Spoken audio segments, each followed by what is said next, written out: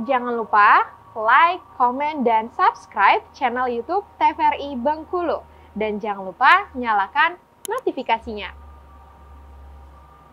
Assalamualaikum warahmatullahi wabarakatuh. Halo pemirsa, selamat pagi. Bagaimana kabarnya? Semoga dalam keadaan sehat dan tetap semangat dalam menjalankan harinya. Senang sekali saya Kul Nasrullah bisa bersamai dalam 1 jam ke depan di Opini Obrolan Pagi ini. Nah, tema kita pada pagi ini yaitu lezatnya olahan perut Unai. Dan bintang tamu kita sudah hadir yaitu Ibu Destiana selaku pelaku UMKM. Halo Ibu. Halo. Assalamualaikum Ibu. Waalaikumsalam. Sehat Ibu? Alhamdulillah Sehat ya. Perjalanan lancar ya ke studio ya? Iya. Oke, terima kasih sudah datang juga Ya, menjadi bintang tamu kita. Ini narasumber kita. Nanti kita akan gali-gali tentang perjalanan seorang Ibu Destiana selaku pelaku UMKM nih gitu. Nah, sebelum kita masuk ke tema inti, pasti pemirsa juga penasaran nih background dari Ibu Destiana ini siapa sih gitu, dari mana sih Bu gitu? Kalau Ibu sendiri? Saya yaitu nama saya Destiana, dipanggil sehari-hari yaitu Ibu Gadis. Ibu Gadis. Iya. Oke. Aslinya saya itu dari Bengkulu Selatan yaitu Kaur. Kaur ya? Iya. Oh, asli orang Kaur. Orang Kaur. Berarti kecil di Kaur dong? Kecilnya di Kaur. Ke Bengkulunya kayak gimana tuh? Ke Bengkulunya saya itu sebenarnya dulu pengen sekali melihat katanya kota-kota Bengkulu. Jadi saya sangat tertarik. Setelah itu tamat SD mau menjalani SMP itu saya merantau. Ikut keluarga. Itu pun saya itu dulu diam-diam sama orang tua mau berangkat saking kepengennya. Saking kepengennya. Iya. Berarti itu usianya masih remaja hitungannya Bu ya? Iya. Bu, SMP ya? Iya, saya merantau. Udah dulu saya pengen nggak tahu orang tua. Saya pas berangkat itu nggak tahu. Setelah sampai Bengkulu baru orang tua tahu. Baru orang tua tahu. Ya, tapi saya langsung ke rumah keluarga. Gitu. Berarti tinggal di Bengkulunya awalnya dengan keluarga juga? Iya, tinggal masih keluarga. Masih keluarga juga. Oke. Nah, kalau panggilan Ibu Gadis sendiri itu dari siapa? Dari orang tua atau dari teman-teman yang dulu gitu? Ya itu dari orang tua. Memang dipanggil Gadis gitu. Iya, Gadis. dari kecil itu panggilnya Gadis. Biar kayak gadis terus ya. Iya. Kayak gitu. Nah, pertama kali ke Bengkulu berarti tahun berapa tuh? Tahun 79. 79 ya? Iya, itu masih berapa 2 hari baru nyampe Bengkulu. Naik apa tuh Bu? Naik mobil kompong itu Datsun dulu iya, itu iya. ya itu. Ya, Nyampe kemana itu aja dulu sehari lebih itu. Kayak jembatan nyebrang pakai bambu itu. Iya. Tahun itu ya? Iya, mobilnya kecebur dalam sungai. Aksesnya berarti memang masih sulit banget ya? Iya. Dari Kaur ke sini. Iya. Sekarang aja mungkin yang jalan udah bagus aja. Bengkulu Kaur aja berjam-jam juga kan Bu ya? 4 jam lah kalau sekarang. Sekarang kan kayak gitu. Berarti motivasi awal itu pengen ngerantau aja tuh? Iya, saya pengen ngerantau. Pengen ngerantau, Iya. sambil sekolah lah ya? Iya. Sambil sekolah, oke. Berarti dari Kaur ke Bengkulu nih.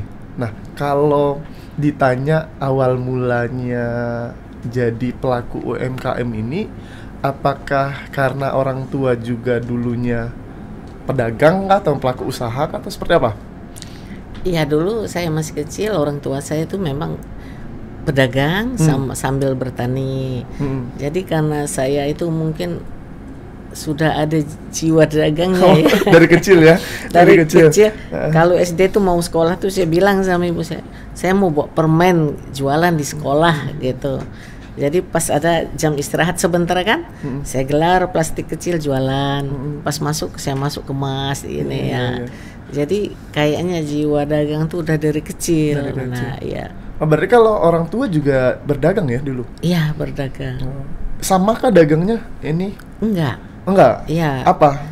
Itu orang tua dulu toko manisan sama toko pakaian. Toko manisan sama toko pakaian di Kaurnya. Iya. Sekarang kalau ibu sendiri bergerak di ciri khas Bengkulu ya, oleh-oleh khas Bengkulu. Oleh-oleh khas Bengkulu. Oleh-oleh khas Bengkulu. Iya. Oke, jiwa dagangnya ada nih turun mungkin dari orang tua dan dari kecil juga mungkin melihat ada keuntungan mungkin di sana ya kalau dagang ya gitu kan.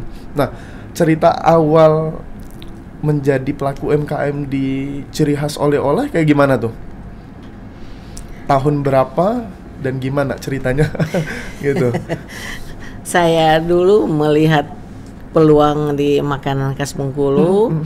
Ini karena saya sering ikut kegiatan gitu, diajak di PKK, apa kelurahan, kecamatan gitu.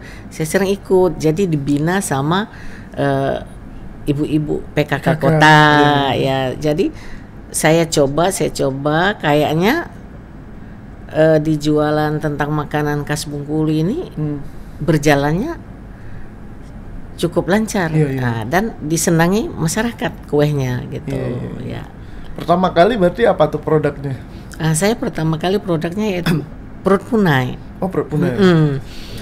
Karena perut punai ini bahan bakunya hampir sama dengan kalau kata kita kawir itu juadah keras itu. Oh iya. Dari tepung beras. Jadi dari kecil itu kan sering lihat gitu. Jadi pas diajari itu kita udah dikit udah nyambung gitu. Nah ya perut punai sudah itu dulu kue tat. Nah, itu yang pertama kali kita buat dulu. Dan ciri khas dia. Ya, ciri khas Bengkulu. Ciri khas Bengkulu. Kalau orang-orang di luar sana biasanya pemirsa juga nih kalau keluar Bengkulu biasanya kue baitat ini selalu dibawa nih. Ya, selalu dibawa. Walaupun kopi juga kadang ciri khas Bengkulu juga bagus nih, kopinya enak gitu kan. Dari awal berarti ikut pelatihan dong dibina oleh ibu-ibu PKK? Ikut pelatihan? Iya, saya ikut. Berarti pelatihan membuat ciri khas oleh-olehnya atau pelatihan apa yang didapatkan di tahun 91? Cara membuat kuehnya sudah itu cara pemasaran yang sederhana itu kita ikutin. Oh iya. Karena saya dulu bikin ini pemasarannya yang agak ruwet ya, agak ruwet kita. Iya. Tapi saya punya inisiatif. Kemanapun saya pergi, produk saya bawa. Oh, jadi tawarin mulut ke mulut nih, gitu ke teman-teman kayak gitu. Oh. Jadi saya nggak pernah merasa malu gitu. Pokoknya ada pertemuan di sini, Bu, saya bawa produk saya nih, cobain gitu. Ada juga ibu-ibu tuh, gimana saya belum punya uang. Nggak usah mikir uangnya, yang penting ibu senang dulu lah. Kapan ketemu aja bayar, saya bilang gitu. Itu cara saya pemasaran. Kemana saja saya bawa. Saya ikut latihan poli saya bawa. Latihan renang, pokoknya olahraga apapun saya bawa. Kebetulan zaman dulu saya punya perguruan Satria Nusantara dulu ya, itu tenaga dalam itu. Kebetulan bela diri ya? Ya. Bela diri ya. Nah, kebetulan saya berkecimpung di sana gitu. Oh, berarti maksudnya di luar passionnya dan pekerjaan ya UMKM sekarang, berarti hobi juga olahraga nih? Iya. Dari kecil hobi olahraga? Dari kecil hobi olahraga. Tiada hari tanpa olahraga. Iya. Berarti diikutin semua tuh komunitasnya tuh, mungkin kayak perkumpulan volinya tadi gitu ya? Perkumpulan voli. Akan sampai bela diri juga ya? Iya, yang paling besar pemasarannya saya itu di bela diri. Karena bela diri itu kan hampir seluruh kabupaten itu ada. Jadi kita kan ikut sebagai pelatih. Jadi seminggu sekali itu kita ke kabupaten. Jadi selalu saya bawa.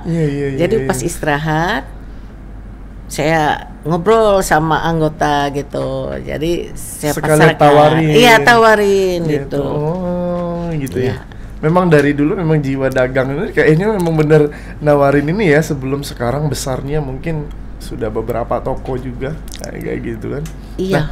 Gitu. Nah, dari 3 produk awalnya ya. Mungkin ya 3 produk gitu. Itu dilakukan sendiri kah dari mulai pembuatan? Atau sudah ada orang yang membantu? Untuk pertama kali dikerjakan sendiri. Dibantu aja sama ada adik-adik gitu. Setelah itu baru ada bantu 2 orang gitu untuk pembuatannya. Kalau kita sendiri nanti ya nggak ini. Makanya saya dulu pilihnya bikin oleh-oleh gini. Jadi kalau dulu saya pernah itu jahit, cuman kayaknya karena saya hobinya keluar juga, jadi produk tetap jalan, aktivitas saya yang lain juga bisa jalan gitu. Oh iya. Kalau berarti sekarang ditanya aktivitas sekarang apa aja nih?